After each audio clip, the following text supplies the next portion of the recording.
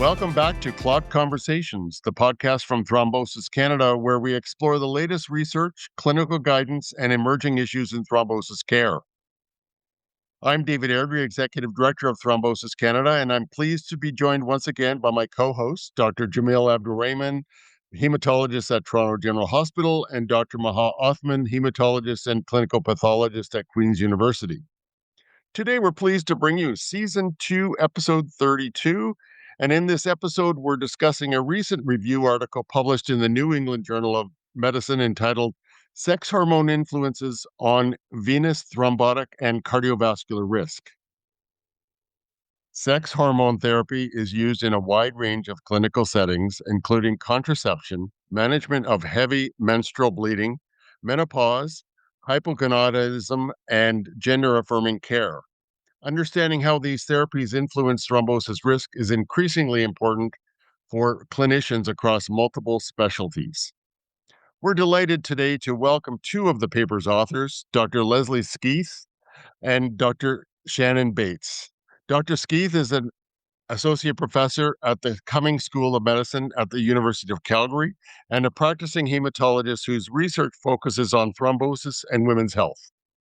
She leads international research examining the prevention of venous thromboembolism during pregnancy and the postpartum period, and is also investigating antiphospholipid syndrome with the goal of improving pregnancy outcomes for those at risk of thrombosis. Skeith also completes research in the area on the thrombosis risk of gender-affirming hormonal therapy for transgender and gender-diverse individuals.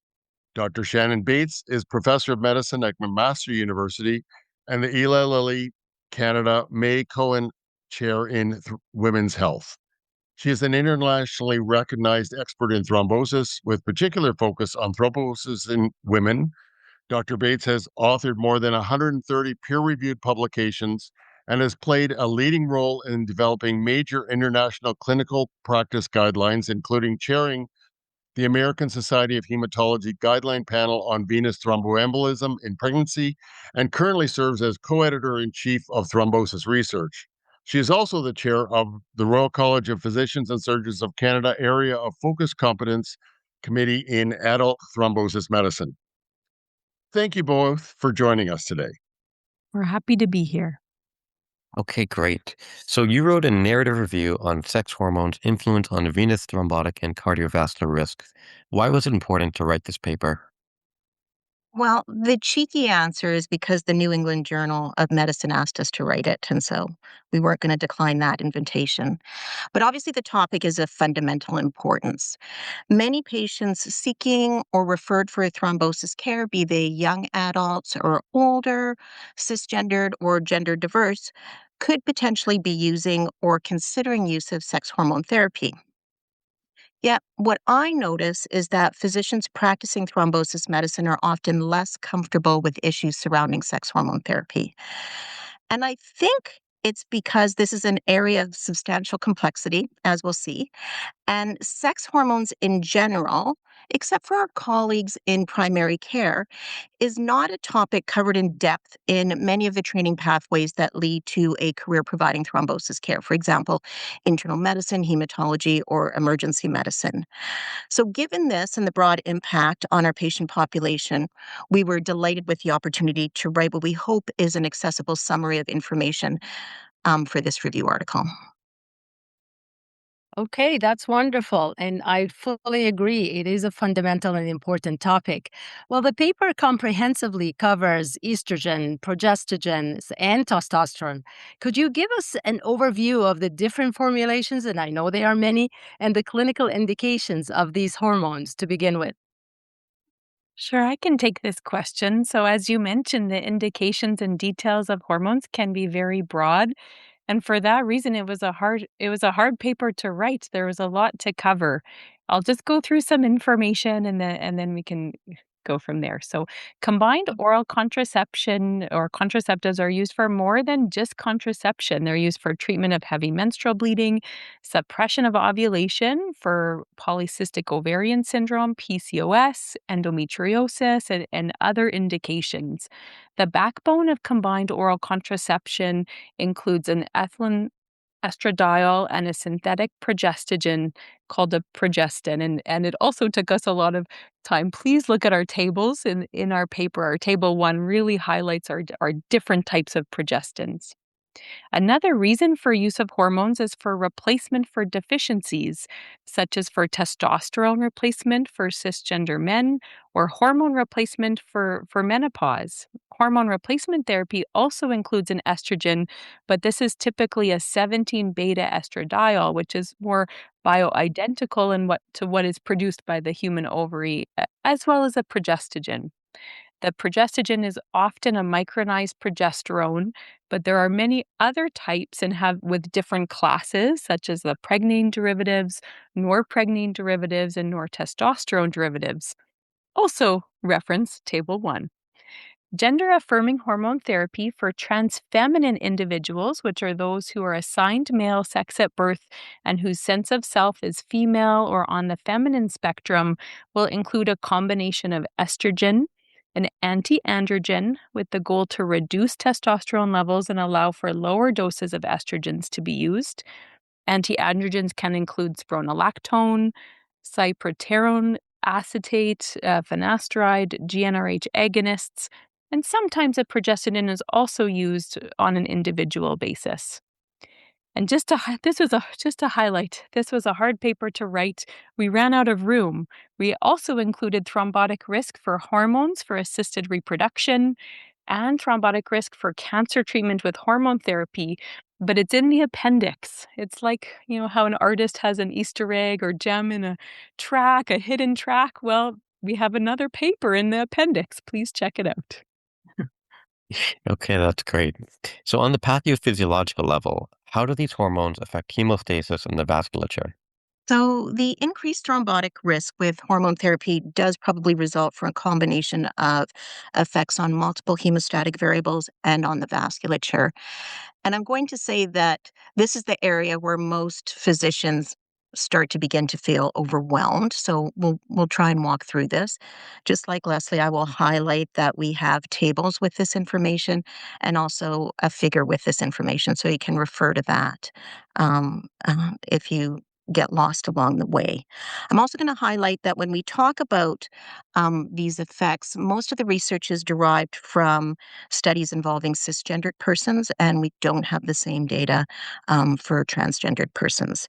So, in general, estrogen can cause a procoagulant effect mediated through, first off, decreased levels of inhibitors of coagulation, so protein S, antithrombin, and tissue factor pathway inhibitor, TFPI, and increased production of coagulation factors like fibrinogen, prothrombin, factor 7, factor 8, and factor 10, as well as through the development of acquired activated protein C resistance, or APCR, which then results in a decreased ability of the body to inactivate activated factor 5 and factor 8 by activated protein C, or APC. Decreased levels of plasminogen activator inhibitor 1, or PI1, that you see with estrogen therapy can lead to decreased fibrinolysis, so decreased clot breakdown, but that effect could be counterbalanced by increased levels of something called thrombin activatable fibrinolysis inhibitor, or TAFI. In general, progestogens potentiate the effect of estrogen on factor 7, activated protein C resistance, and protein S. With respect to testosterone, administration of physiologic levels of testosterone does not appear to affect levels of hemostatic variables. Supraphysiologic therapy has been associated with sustained decreases, not increases, decreases in the level of fibrinogen and an increase in the hematocrit level. But it's not known if viscosity due to this increased hematocrit level in this patient population is actually a risk factor for venous thromboembolism. Estrogen affects the vasculature through receptors in the endothelium, vascular smooth muscle, and myocardial cells. And interactions with those receptors promote vasodilation and anti-inflammatory and antioxidant actions, often through the nitrous oxide pathway. And androgen receptors are found on the vascular endothelium and smooth muscle cells. But interesting, testosterone has both protective and injurious effects on the vasculature. So, for example, can cause both vasodilation and vasoconstriction. But we also see the same reductions in inflammation and oxidative stress. The effects of estrogen depend on dose and structure. So, higher ethinyl estradiol levels in oral contraceptives compared with lower doses are associated with increased effect on those hemostatic factors that I talked about. Estradiol appears to have a lesser effect than ethinyl estradiol. For hormone replacement therapy, prothrombotic changes are less seen with oral estradiol than compared with conjugated estrogen, and either absent or minimally seen with transdermal estradiol, perhaps because of avoidance of hepatic first path.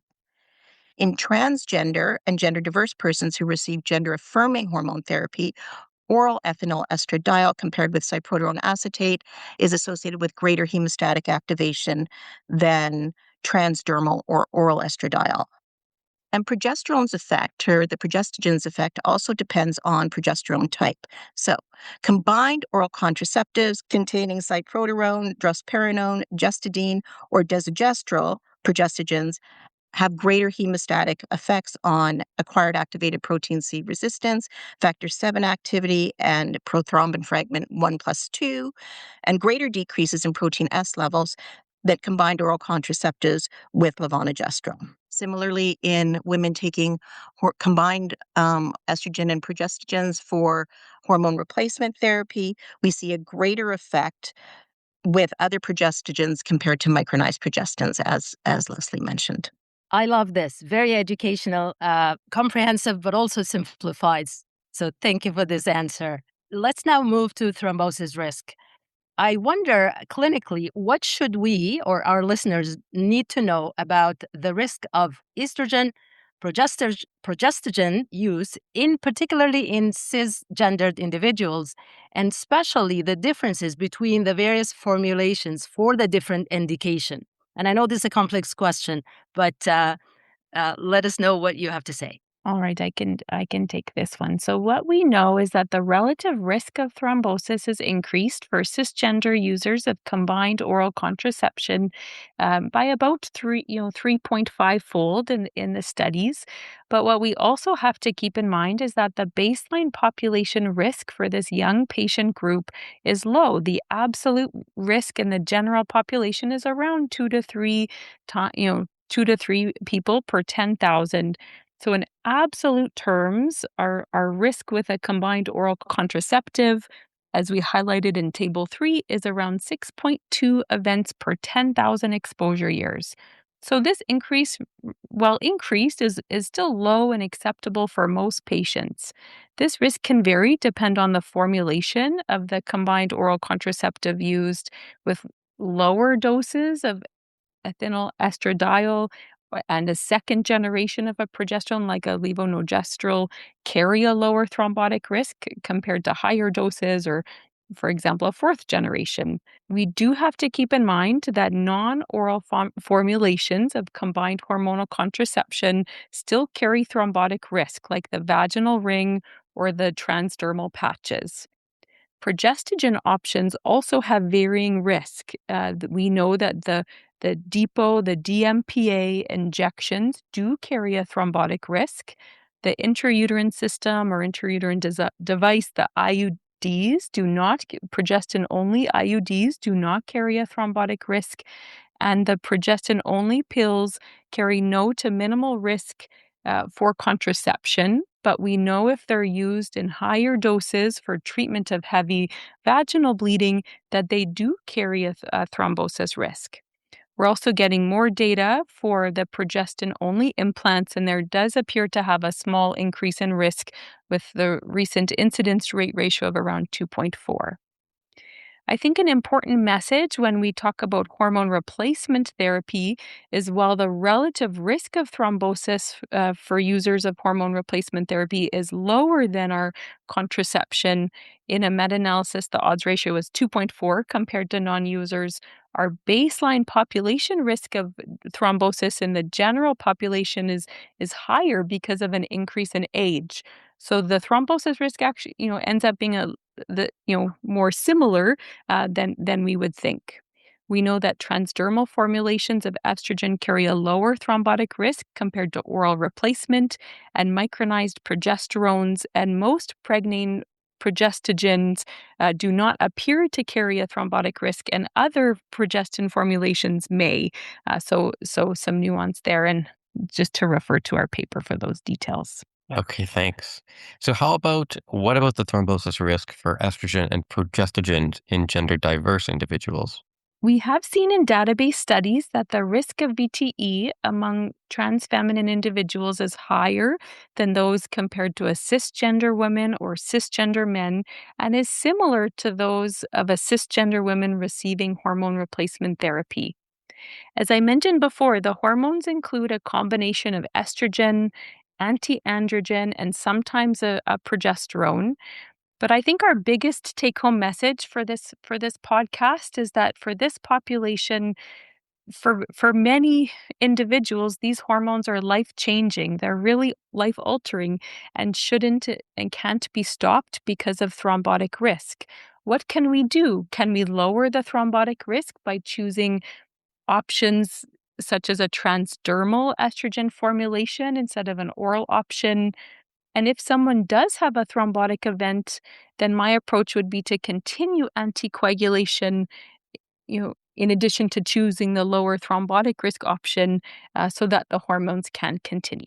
So I'm sure our listeners now are thinking, are estrogens and progestogens safe in people who do not have a history of thrombosis, but still may have risk factors for thrombosis?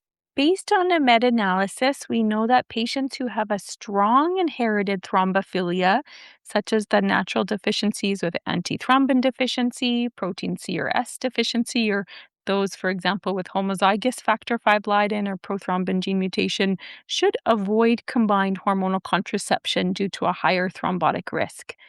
That being said, I think the word safe is a challenge because it's all about perspective. Someone with additional clinical risk factors or who have a mild thrombophilia, like a heterozygous factor V Leiden or prothrombin gene mutation, may only be at modestly increased thrombosis risk. And there could be a very important reason to use these hormones. So I would just say it requires a discussion. It's good to review the different options and consider formulations that carry a small or no risk, such as the progestin-only IUD or a transdermal formulation of hormone replacement therapy. But it requires a multidisciplinary discussion to choose the right hormone for the person and the situation. Okay.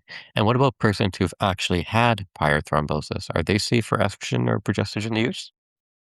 In someone who is still on anticoagulation for their thrombotic event, I would say that this should not be a restriction to use hormones. We do have data that there is not an increased risk of thrombosis if someone remains on anticoagulation for thrombosis and the hormones. But in someone who has stopped anticoagulation with a prior history of thrombosis, then I would recommend that hormonal contraception be stopped, and the risk of recurrent thrombosis is high and has been documented in the literature. For someone with a prior, that was more for contraception, for someone with a prior VTE who has stopped anticoagulation and is considering hormone replacement therapy, oral estrogen should be avoided. We have data from a randomized trial highlighting this thrombotic risk. But there may be a role for considering a transdermal estradiol option. The data we have is reassuring, but the challenge is we just don't have a lot of data in this area. And so there's still some uncertainty on this risk that remains. So it really comes down to a discussion between the patient and provider and the patient's comfort and awareness of this uncertainty. Maybe I can That just interject Yes, please. and just add because there's so much to talk about with this topic and it's hard to get everything into an answer, never mind a paper. But I will say that for patients who have had thrombosis but still need contraceptive therapy or therapy for heavy menstrual bleeding, we do have the options of, as Leslie mentioned, the levonorgestrel intrauterine device, which is a very effective form of contraception and very effective at reducing heavy menstrual bleeding. In fact, its effectiveness in that setting is kind of equivalent to the combined oral contraceptive pill. And then other women may not want an IUD, but may choose to use a progestin only contraceptive, so Micronor or the newer version. I'll use the brand name of Slin. So there are options out there. Again, you still need a discussion of benefit and risk and appropriateness for a given population, but women do have options. Excellent. Thank you so much for this addition. So, what about testosterone? Do they increase the risk of venous or arterial thrombosis? So I have to say there's even less data on the effect of testosterone with respect to venous and arterial events than for combined oral contraceptive pills or hormone replacement therapy. With respect to venous thromboembolism, so there have been a large number of observational studies, and they have had very inconsistent results, ranging from no increase in risk to a fourfold increase in risk. However, in a really quite well done meta analysis that involved over 5,000 cisgender, I'm going to emphasize men, from 13 randomized trials in which testosterone therapy was compared with placebo or some other active agent like growth hormone or gonadotropin releasing hormone antagonist, no increase in the risk of venous thromboembolism was found. So the relative risk was 1.03, and the 95% confidence intervals range from 0.49 to 2.14. So it was still relatively broad, but excluding a major increase in risk. That said, overall, the quality of evidence in that setting is still low, and we don't have enough data on specific patient populations, such as those who are older, younger, route of administration, duration of therapy, and the indication for replacement. Most meta-analyses have shown that the risk of cardiovascular events with testosterone therapy in cisgendered individuals is no higher than placebo, though again, there are some limitations by low study quality and lack of long-term follow-up. There was, however, a relatively recent multi-center randomized double-blind placebo-controlled trial of, again, over 5,000 cisgendered men with hypogonadism who had pre-existing cardiovascular disease or who were at high risk of cardiovascular disease. So the people where we really want to get a handle on this question. And testosterone gel replacement therapy was non-inferior to placebo with respect to major adverse cardiac events. So the hazard ratio there was 0.96 with a pretty tight 95% confidence interval going from 0.78 to 1.17. And the mean follow-up there was 33 months, so fairly extensive follow-up. There are fewer data for the risk of venous thromboembolism or cardiovascular disease among transmasculine persons. In one meta-analysis, and again, taking away the fact that the data and the research in this area is even more limited than in the cisgender population. The pooled relative risk for stroke was 1.3, for myocardial infarction was 1.7, and for venous thromboembolism was 1.4. But the 95% confidence intervals for all of these estimates either crossed 1 or abutted 1. So I think what we can say at this point is that we do not actually have conclusive data that testosterone is associated with an increased risk of venous thromboembolism. So that should not be the start point. I think what we can say is that it doesn't appear to be, but that we don't, with the caveats noted above, have the ability to say for certainty that there's not an increased risk. But if there is an increased risk, it's going to be a small to moderate risk based on the data that we have. Okay, that's very helpful. So let's talk about the perioperative setting. How should we manage hormone therapy in the perioperative setting to decrease the risk of thrombosis? All right, so another area of controversy. Um, So, lab studies suggest that the hemostatic effect of combined hormonal contraceptives mostly resolves in 2 to 4 weeks after cessation of hormone therapy. And on the basis of this type of surrogate data, along with expert opinion and consensus, the American College of Obstetricians and Gynecologists has recommended stopping combined hormonal contraceptive 4 to 6 weeks before major surgery when prolonged immobilization is anticipated, with resumption of therapy when normal physical activity has returned, or near normal at least. Their recommendation around hormone replacement therapy is more nuanced and recommends an individual risk assessment based on clinical risk factors, shared patient and physician preferences.